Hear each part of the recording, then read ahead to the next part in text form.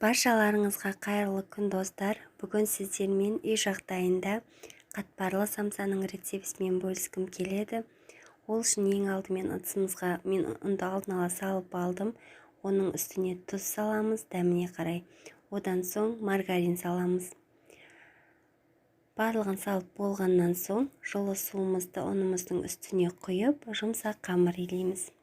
Біздің қамырымыз өте қатты болмау қажет. Осылай қолымызбен біріктіріп, жұмсақ қамыр илейтін боламыз.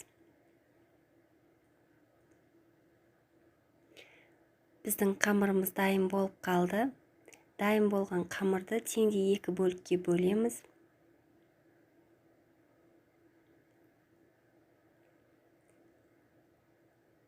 Екі бөлікке бөліп болғаннан соң бетін жауып, 10-15 минутқа бөлме температурасына қойып қоямыз.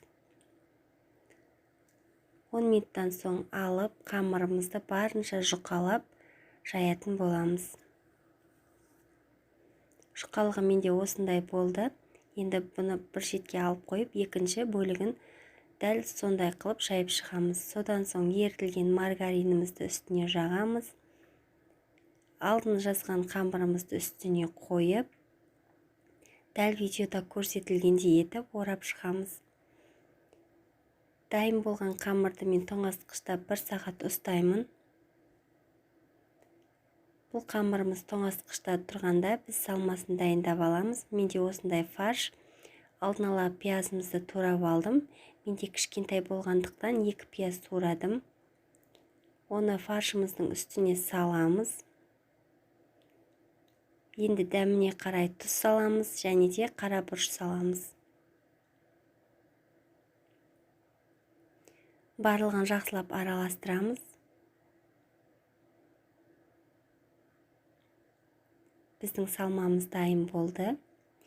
Енді тоңазытқышта тұрған қамырымызды алып, кішкене бөліктерге бөлетін боламыз.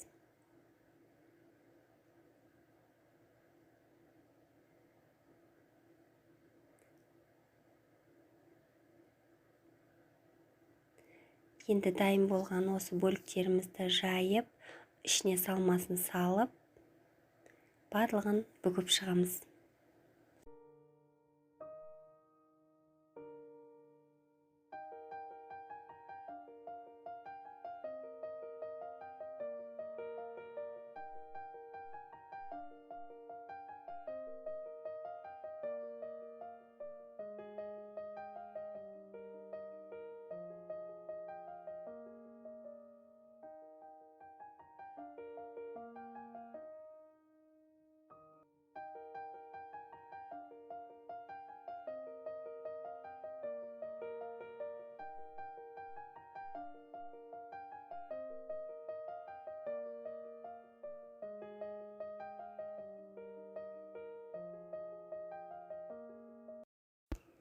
Барлығын бүгіп болғаннан соң арнайы формамызға салып, бетіне жұмыртқаның сарыуызын жағамыз.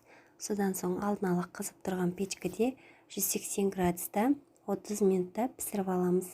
Біздің самсалар пісіп дайын болды. Қамыры сондай қытырлап, жұмсақ болып шығады. Жегенде аузыңызда еріп кетеді. Дәл осы рецепті қолданып көрсеңіздер болады. Сіздерге ұнайды деген ойдамын. Егер видеоны толық қараған болсаңыздар, лайк басып менің каналыма тіркелуді ұмытпаңыздар. Сіздермен болған Әсел, баршаларыңызға рахмет.